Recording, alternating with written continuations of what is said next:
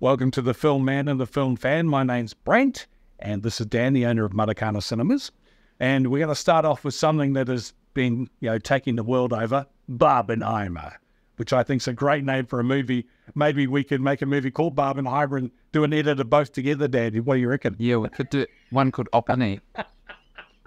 Yeah. No one's called it Opani. Opani, Thing. Start a new trend. Yeah. Start a trend here. I think that's good.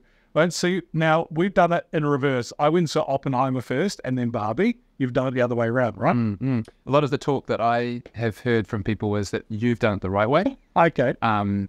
Oppenheimer, as we were talking about before we got on camera, is a beast. And it's not just the runtime, it's huge, cerebral, big Christopher Nolan's brain on screen type of film. A lot of science talk, the most amount of cuts I've seen. And what I mean by that is technical cutting in the film.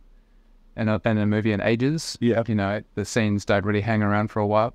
A lot of into the future, back into the past, as the dialogue happens, you got to be on it pretty much from the start. Yeah. Barbie, seeing it second, I think, is the sort of the sweet release. It's like, it's the popcorn film. Still has some absolutely great themes to it, right? Mm. But, and I think people were talking about seeing them in that order, literally one after the other. We've seen them, I've seen them 7 weeks apart. Wow.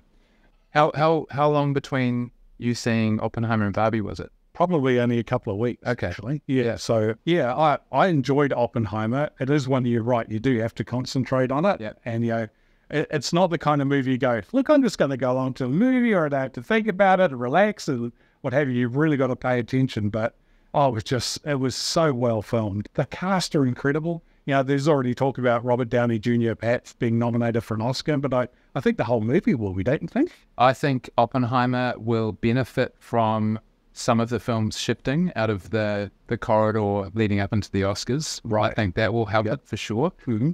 However, on its own merits, I think it'll hit quite a few markers come Oscar time. It's got to get cinematography nomination. It's got to get a director's.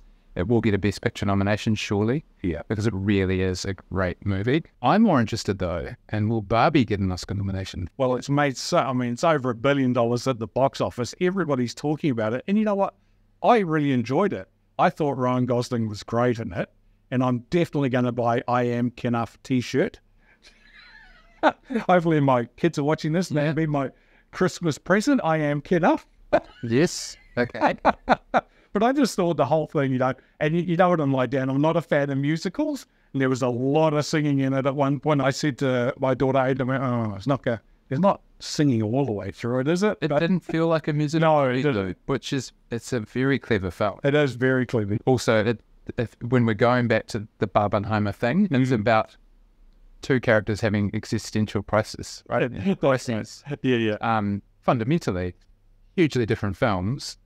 But there are some parallels in there, and beautifully written films, beautifully filmed, incredible set design, Yes. incredible costuming. It's no surprise that those two films have been so successful. The big surprise, though, has been that they were released on the same date, and that was a lot of the conversation around the time. Traditionally, you, as a studio, the different studios will absolutely not do a film on the same release date, and in fact, with big films, they'll clear the runway for 2 or 3 weeks. Top Gun Maverick last year had a sort of 3-week runway before the next big film came in. Yeah. It was never big enough to beat out Top Gun, which was easily the biggest film last year. But the studios do worry about cannibalizing, and they talk about where they're going to release stuff. And for whatever reason, the decision was made between Warner Brothers and Universal to release those two films on the same date, and it actually went off. Yeah. They seem to be really happy to coexist together, don't they? I think Oppenheimer's definitely benefited from Barbie and the whole Barbenheimer thing. Yeah. Barbie was always going to be the bigger film, I think.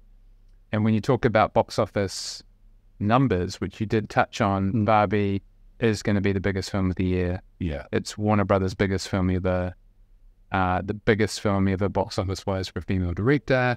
It's just smashing records. And in New Zealand, it's done 13.7 million. Wow.